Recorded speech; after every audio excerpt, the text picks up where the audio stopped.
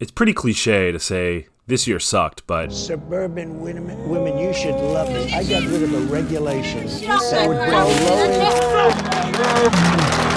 You see, close to just shy of 2.3. Warning that cinema may not survive the impact of the pandemic, you guys. One of the good things about this year, though, is we got to watch a lot more TV shows, and there were some really good ones. Doom Patrol solidified itself as the absolute best thing DC has ever done. Queen's Gambit was a giant hit out of nowhere. The Mandalorian continued to be the best thing in the Star Wars franchise since the original 2 movies. Schitt's Creek stuck the landing and became one of the most heartwarming and positive TV shows you could ever watch.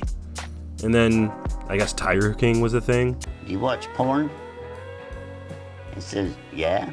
I said, well, do you enjoy the guy with the little one doing it, or do you enjoy watching the guy with the big one doing it? And he says, well, obviously you want to watch the guy with the big one. I said, well, you ain't that straight. But out of all the shows I watched this year, one really stood out to me as easily my favorite and arguably the most perfect show for our current reality. And that show is The Good Lord Bird. Everybody got God on their side in the war. Trouble is, God ain't telling nobody who he's for. The Good Lord Bird isn't a perfect show, but I fucking loved it. It's a historical fiction about the abolitionist John Brown that relies just as heavily on the historical as it does the fiction. Now, usually, I'm not really into historical stuff, but this shit hit different. When you read about John Brown and the abolitionists and his raid on Harper's Ferry in history class, it's pretty easy to just glaze over it. The pictures of John Brown look like any picture of a historical figure. Like, my man looks like a cobbler or a watchmaker or something like that. But Ethan Hawke plays John Brown as the most insane but likable character you can imagine. He's fucking unhinged at all times. And I am here in the name of the great Redeemer, the King of Kings, the man of the Holy Trinity. And I hereby order you to get in his holy name, for he is on the side of justice, and you are on the side of chains.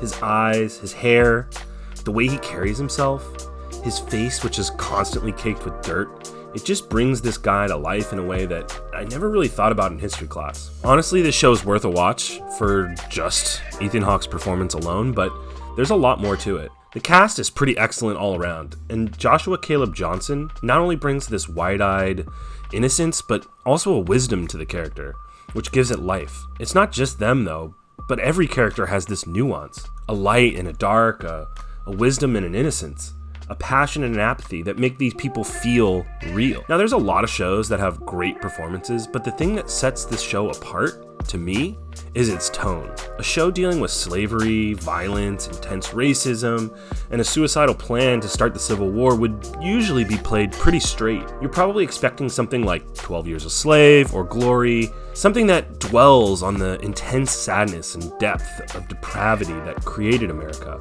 But this doesn't do that. Thousands will heed the call to our trumpet. Did you bring a trumpet?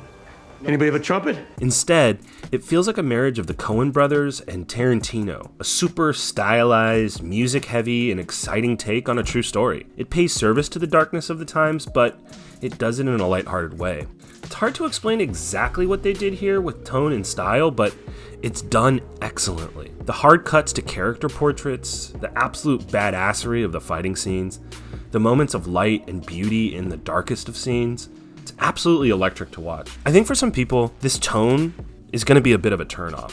For some folks, this stuff should be treated with like the utmost seriousness, but this show really isn't interested in that. It's bold and daring and fun to see, and that's not something I could ever imagine saying about a movie about slavery. Because of its tone and style, they can explore a lot of ideas that I've never even thought of. I remember when learning about slavery, there's always some kid in your class that's always like, why didn't they just fight their owners? They had more people. Or, that shit wouldn't happen to me if I was there. Or, slavery was a choice. But I've never really thought about how seemingly impossible the idea of freedom actually was to an actual slave. You know, a lot of times these movies about slavery show the evils of the white man more than they show the plight of the black slave.